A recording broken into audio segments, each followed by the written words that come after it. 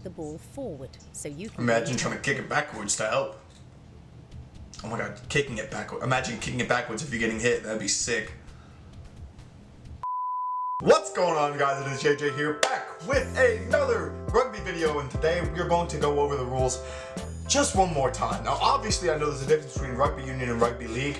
We have watched the videos. I think we will end up doing a video comparing the two, so maybe I have a bit more of an understanding. But we're going back to the beginning, rugby for beginners, once again, just so I can still try to comprehend the rules, because we've watched all of these amazing rugby videos, rugby rep videos, rugby hits videos, all this other stuff, and I still am a little confused on how the game works. So yeah, we're gonna take a look at rugby for beginners. Obviously, I feel like this is gonna be more for me than it is for you, so please leave me your comments down below on what I need to know if I haven't got it already from the video, or if the video maybe misses on some things, let me know on what it misses on, and yeah, let's get into the video.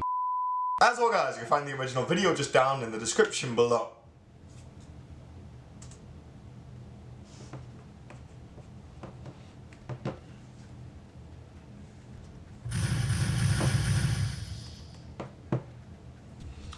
Rugby for beginners. Rugby is becoming more and more popular.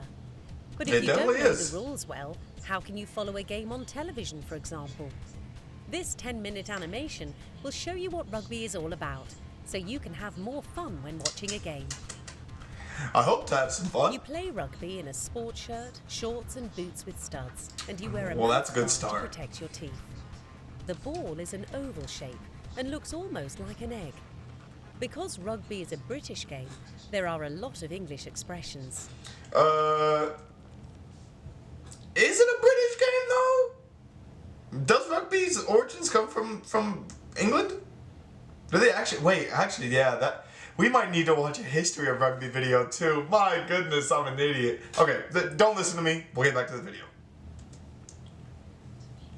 To make it a bit more complicated, there are two versions of rugby: rugby union and rugby league. This film is about rugby union, the most common type of rugby played. So it is the most common. The pitch is about the same size as a football pitch. On the pitch, there are a number of lines. We start with the halfway line. From this line, the game is started or restarted after someone has scored. Next is the 10-meter line. After the kickoff, the ball must cross this line.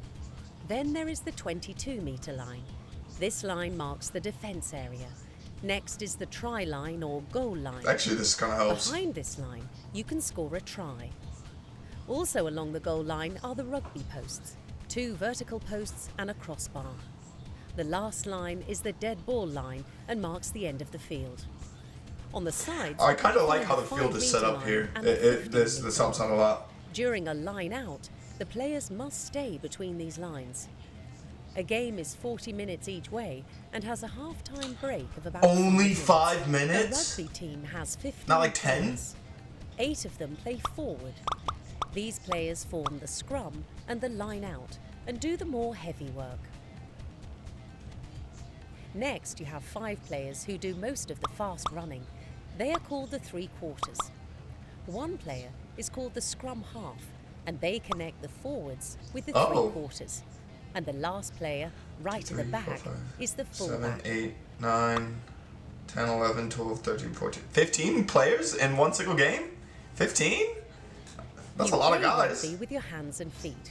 Most of the time you hold the ball in your hands. But rugby is a team sport, so at some point you have to pass this ball to your teammates.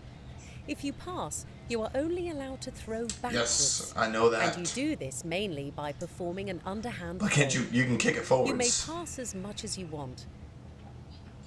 When you kick the ball, you are allowed to kick the ball forward, so you can... Imagine trying to kick it backwards to help. Oh my god, kicking it backwards. Imagine kicking it backwards if you're getting hit. That'd be sick.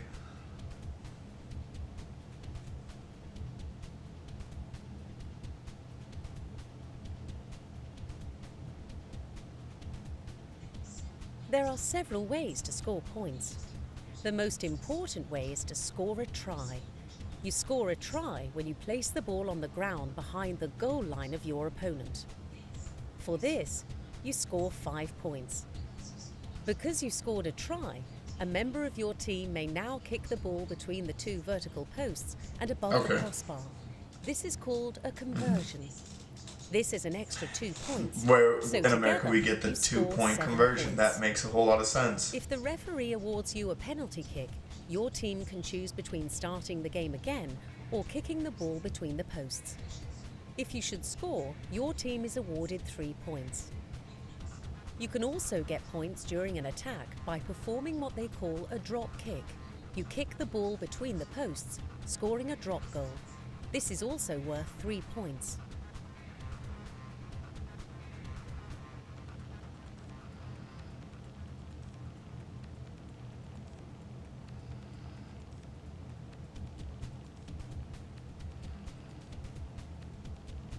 I like the visuals. I thank you for the visuals. I needed them. That's a long kick. Jesus, my guy's got a boot.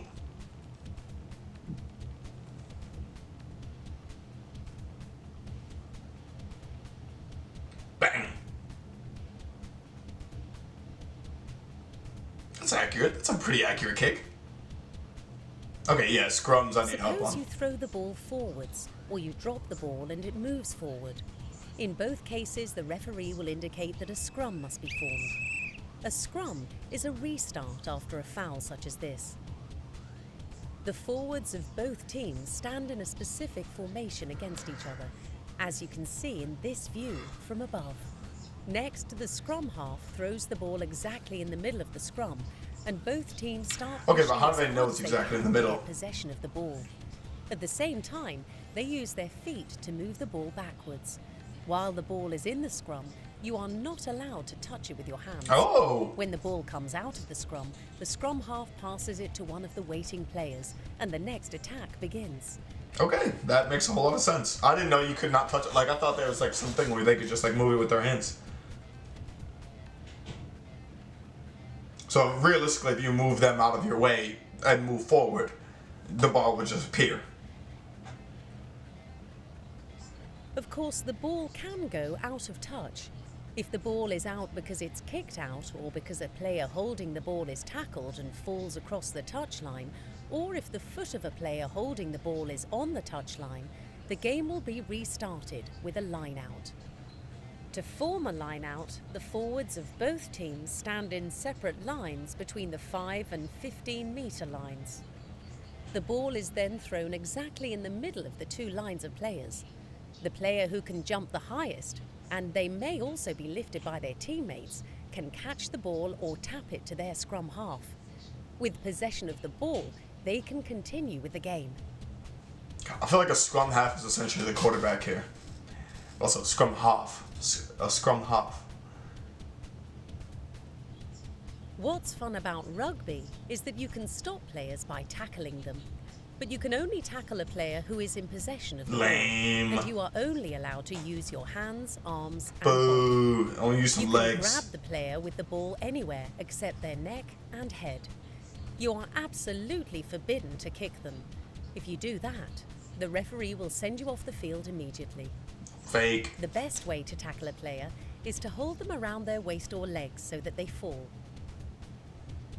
You're gonna show me prime tackling examples? Hope I do gets leveled here. Ah, that's lame.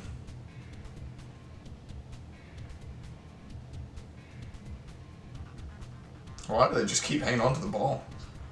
During a game, you will often see two situations, a maul and a ruck.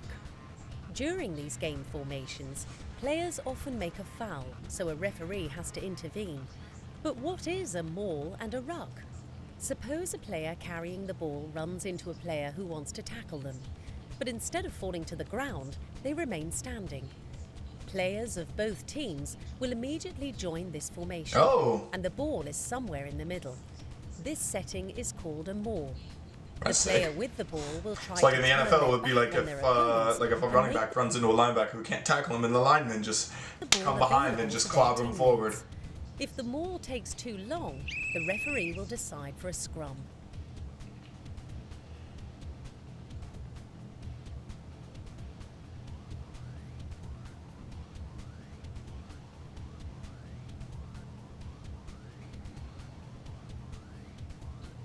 A ruck is formed after the player with the ball is tackled and the players fall to the ground.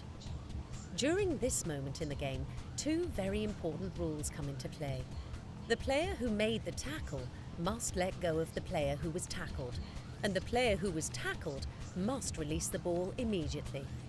Players of both teams will bind as a unit with each other over the ball and try to win the ball with their feet and by pushing back the opposing players.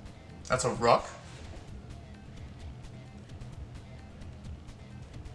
Ah, that makes a whole lot of sense. So that's why you pile in there. There are several ways to be offside. The most common way is during a maul, when players are struggling to gain possession of the ball. During this formation, the ball forms an invisible line across the field. This is the gain line. If you pass this line, you are offside, and the other team will get a penalty kick. Though rugby is a physical and sometimes rough sport, a rugby player, even at the top of their game, has respect for their opponent, and certainly for the referee. Whatever the referee decides, you never contest their decision. After every game, you pay your respects to your opponents, but also to the referee, by applauding for them and shout, "Hurrah!" when they You know what? No, field. I'm not gonna do it. We're gonna end the video right there. The fact that she said and shout hurrah for them as they leave the field. Now we'll stop that video right there. Okay, this has actually been a great refresher. Weirdly enough, I think this might have been a bit more simpler than the other videos that we watched in terms of actually showing examples of a ruck, a maul, because those are two things I did not know about in the slightest. A scrum example, which we are going to take a better look probably at scrums, and kind of relating it. I'm at least able to relate it to examples that I know in my life. So I'm very happy that we got to watch this video, but obviously you guys gotta let me know your thoughts on rugby for beginners in the comments below. Let me know your guys' favorite rugby matches, your favorite rugby players, once again, so we can continue to take a look at them. And thank you guys so much for watching. I will catch you guys for another video. Peace.